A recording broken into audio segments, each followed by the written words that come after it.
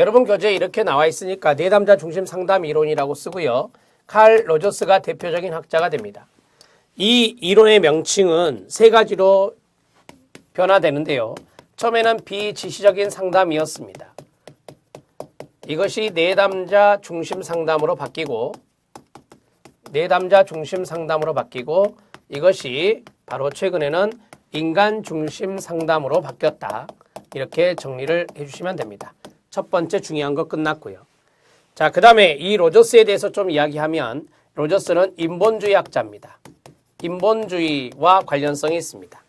인본주의는 인간에 대해서 긍정적 관점을 가지고 있습니다.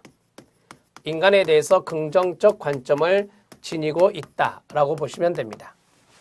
자, 이것은 뭐냐? 인간은 자아 실현 경향성이 있다라고 하는 거죠. 자아 실현 경향성이 있다. 그런데 이 자아 실현 경향성은 바로 선천적이다라고 하는 것입니다. 타고났다라고 하는 것이죠. 이렇게 정리하시고요.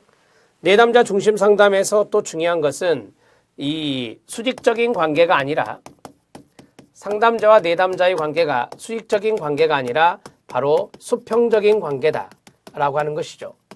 수평적인 관계가 맞다. 이렇게 정리하십시오. 그 다음에 계속 가죠. 우리가 이제 지시적, 비지시적이란 말을 썼었죠. 자, 지시적인 접근이 아니다. 지시적인 접근이 아니라 비지시적인 접근이다. 비지시적 접근 이렇게 정리를 하시면 됩니다. 그러니까 시험에서 이런 문장이 나오면 안 되는 거예요. 시험에서 이런 문장이 나오면 틀린 지문이 되는 겁니다. 그리고 우리가 기법, 기술을 중시한다, 중시하지 않는다. 기법, 기술을 중시하지 않습니다. 그럼 무엇을 중시하느냐? 바로 상담자와 내담자와의 관계입니다. 상담자, 내담자의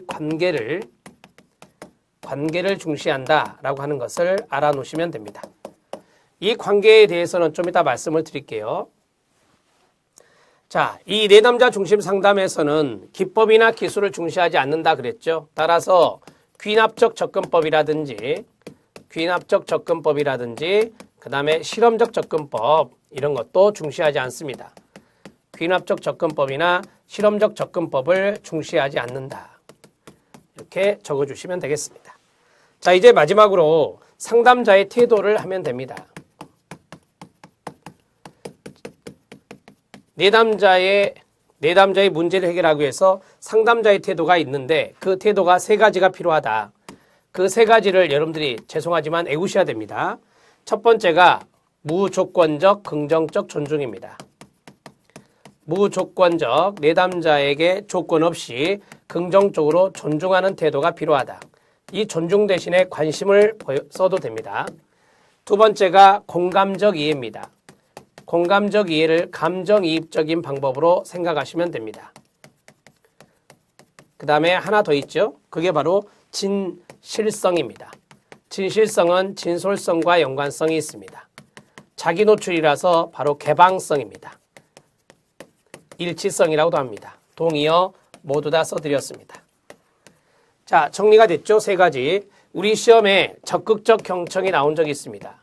적극적 경청도 필요한 부분이지만 로저스가 말한 세 가지의 상담자의 태도에는 들어있지 않습니다. 자, 마지막으로 진단적인 자세는 안 됩니다. 진단적인 자세는 안 됩니다. 내담자를 진단해서는 안 된다. 진단 배제라는 단어를 써주시기 바랍니다. 자, 이상의 내용이 바로 잘 나오는 대목들이에요. 이런 것들을 좀 적어 놓으시면 도움이 되고요. 자, 여기 있는 내용들이 이제 조금 부연되어서 나올 겁니다. 보십시오. 자, 그림을 잠깐 보십시오. 인간 중심적 이론에 대한 심리적 증상의 형성 과정이 있습니다. 자, 인간은 자기 실현 경향성이 있다라고 했어요. 자, 보면 긍정적 존중의 욕구가 있다. 타인은 항상 다른 사람에게 긍정적으로 존중받고자 하는 욕구가 있고, 자, 부모의 가치 조건이 내면화가 됩니다.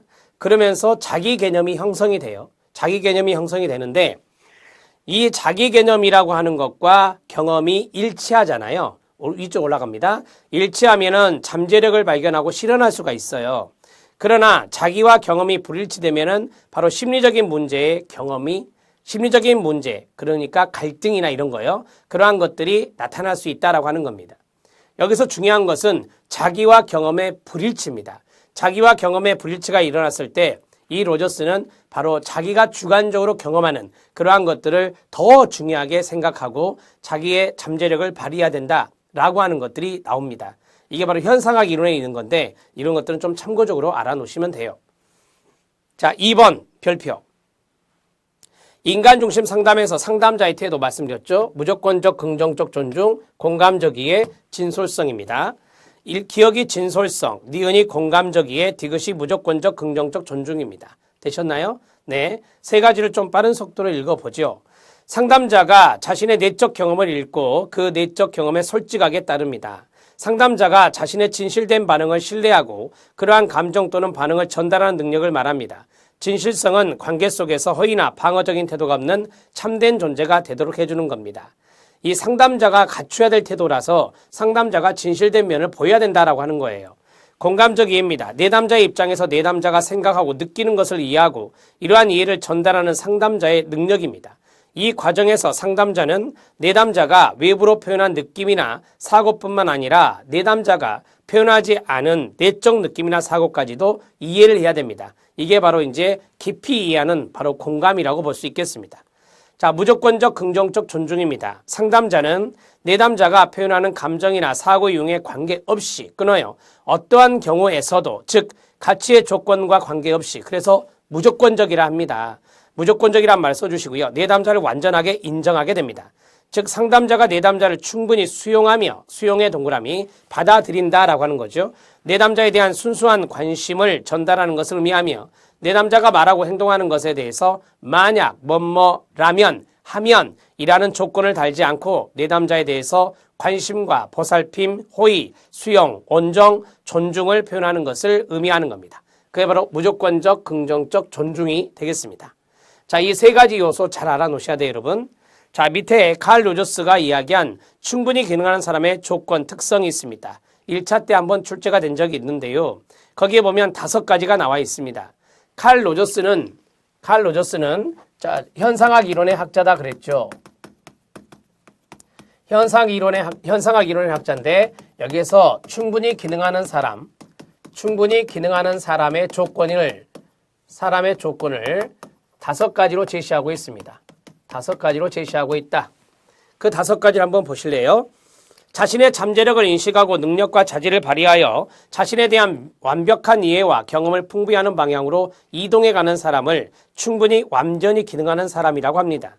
자, 거기 보면 경험의 개방성, 실존적인 삶, 유기체에 대한 신뢰, 유기체에 대한 신뢰 다 쓰세요. 그게 바로 자기 신뢰입니다. 유기체에 대한 신뢰가 자기 신뢰가 되고요. 선택의 자유, 창조성이 있습니다. 자, 경험의 개방성은 뭡니까? 제가 아까 말씀드렸죠. 자기와 경험이 불일치됐을 때 경험을 해볼 필요가 있다. 자, 경험의 개방성이라 써요. 주관적 경험입니다. 주관적 경험을 충분히 해봐야 된다라고 하는 것이죠. 가치의 조건에 아무런 제재를 받지 않는 상태로 자신의 감정과 태도를 자유롭게 경험해야 됩니다. 자, 방어적인 삶을 살서는 안 되고요. 자, 실존적인 삶입니다. 실존적인 삶은 바로 현재, 바로 지금 여기라고 하는 거죠. 실존적인 삶은 현재, 지금 여기가 중요하다는 겁니다. 경직성, 경험에 대한 의도적인 구조가 없는 삶을 실존적인 삶이라 합니다. 자, 전에 부모로부터 습득된 방식으로 살면 안 돼요. 과거에 부모들이 우리 애들에게 같이 내면화했던 거, 그러한 것들이 중요한 게 아니라는 거죠. 너가 지금 주관적으로 경험하고 있는 이것 자체가 중요한 거다. 그래서 제가 here and now, 지금 여기라고 말씀드렸죠. 실존적인 삶이 중요하다. 유기체에 대한 신뢰입니다. 가장 만족스러운 행동에 도달하는 믿을 만한 수단이 자신의 유기체임을 믿는 상태가 됩니다. 여러분, 이것은 자기 신뢰라고 그랬죠. 자기 신뢰. 자기가 어떠한 것을 선택하고 어떠한 것을 경험했을 때 자기가 후회하면 안 된다는 거예요. 유기체의 불신, 자기 불신은 안 된다는 거죠. 선택의 자유입니다. 여기서 중요한 건 자유입니다. 자유의 동그라미요. 삶에 대한 개인적인 지배를 즐겨야 되고요. 그것은 일시적인 생각이나 환경, 과거의 사건들이 결정되는 게 아니라 자기 자신에게 달려 있어요. 자기가 선택해야 된다는 거예요. 자기가 선택할 수 있는 자유가 어느 정도 주어져야 된다는 겁니다. 조작되는 느낌이나 자유롭게 선택할 수 없으면 문제가 될 수 있겠습니다. 자, 창조성이 있습니다. 창조성은 뭐냐면, 자, 개척성이라고 하면 돼요. 하나하나 창조해 나간다, 개척해 나간다라고 보시면 됩니다. 타인들로부터의 인정에 별 관심이 없기 때문에 자기 자신이 존재하는 모든 영역에 창의적인 자세 가로, 창의적인 자세와 삶을 스스로 표현하는 게 중요합니다. 개척을 해야 된다라고 하는 거죠. 자, 우리가 이제 매너리즘에 빠지지 마라 라는 것들이 있습니다. 일상적이고 틀에 박힌 삶을 매너리즘이라 하는데 그 매너리즘의 반대가 바로 창조성이 되겠습니다. 자, 이러한 요소들을 모두 갖추는 게 필요해요. 그래서 경험의 개방성, 그 다음에 실존적인 삶, 그 다음에 유기체에 대한 신뢰, 자기 신뢰, 선택의 자유. 선택의 자유를 우리가 자유의식이라고도 해요. 선택의 자유를 자유의식이라고도 합니다. 그래서 제가 자유가 중요하다 그랬잖아요. 그 다음에 창조성.